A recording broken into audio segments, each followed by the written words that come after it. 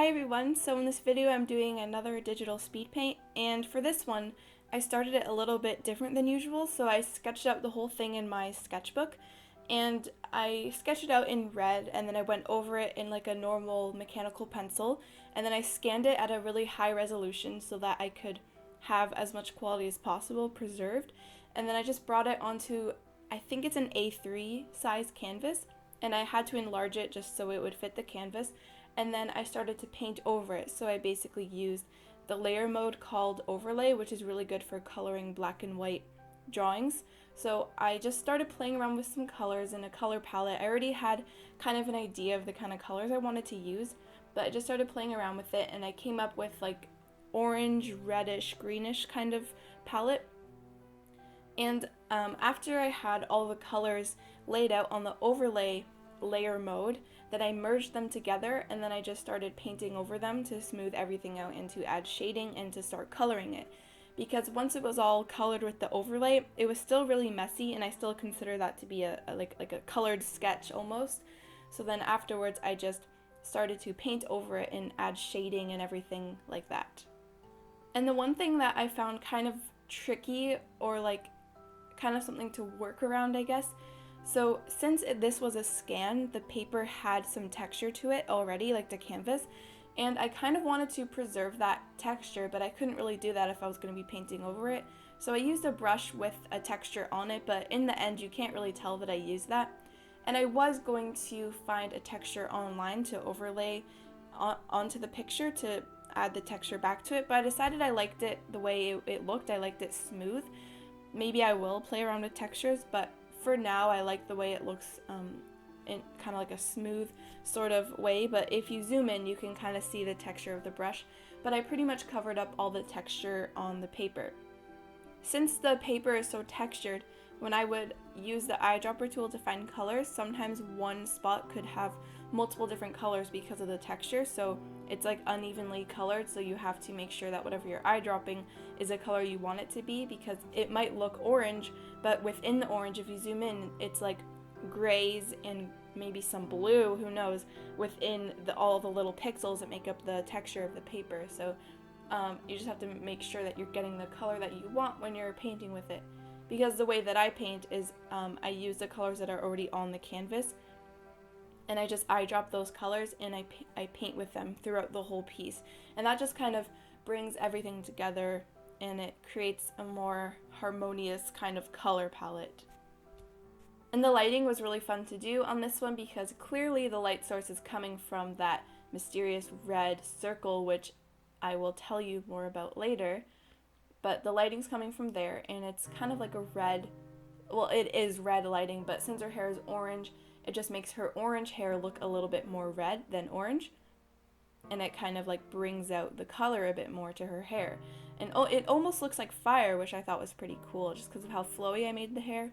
I seem to gravitate towards really flowy hair lately, so that has definitely been in a lot of my digital drawings lately, really flowy hair. But I want to do some straight hair as well. Like, I want to still have some variety, but it's so fun to paint flowy hair. It's just hard to get the composition at first, but once you have the composition, the painting is really, really fun. And for the background, I decided to keep it kind of patchy looking, because I wanted it to be a little bit textured. And so then I just kind of, since the background kind of had a gradient to it already, I just kind of colored in each different color that was in the background, and I just made it smoother looking but also patchy at the same time, if that makes sense. And I had a lot of fun with the colors of her skin and her dress, just the way that I did the overlay colored layer over top of my traditional sketch that I scanned. It kind of made her skin have like a ghostly appearance, sort of. And I think that just has to do with the environment that she's in, because there's sort of like a secondary kind of light source coming from behind her. It's like a really, really, really soft bluish greenish kind of light source, but the main one is the red that is illuminating her hair and her face. So there is a concept behind this drawing, but it won't really make sense until I finish the other drawing that has to do with this drawing. I came up with that one first, but I decided to draw this one before the other one. Just, it's kind of like a little teaser towards the other one. And when I do the other drawing, which relates to this drawing, I'm going to use the same technique and hopefully the same color palette and everything like that, so you can tell that they are related. So I hope to get that done soon, maybe. I haven't started it, but eventually I will do that drawing. I don't know when that will be though, because I kind of want to do something else first and then come back to this concept. So you probably won't really know too much about this for a while, if you care. I don't know if you care, but if you want to keep checking back to see if I've done it, you can, or if you want to come up with your own interpretation, that would be really cool. Whatever you think this is about, you can let me know. It's not really that creative of a concept. It's been done before a lot. I just wanted to do my own take on it, so it might be pretty easy to guess what this is.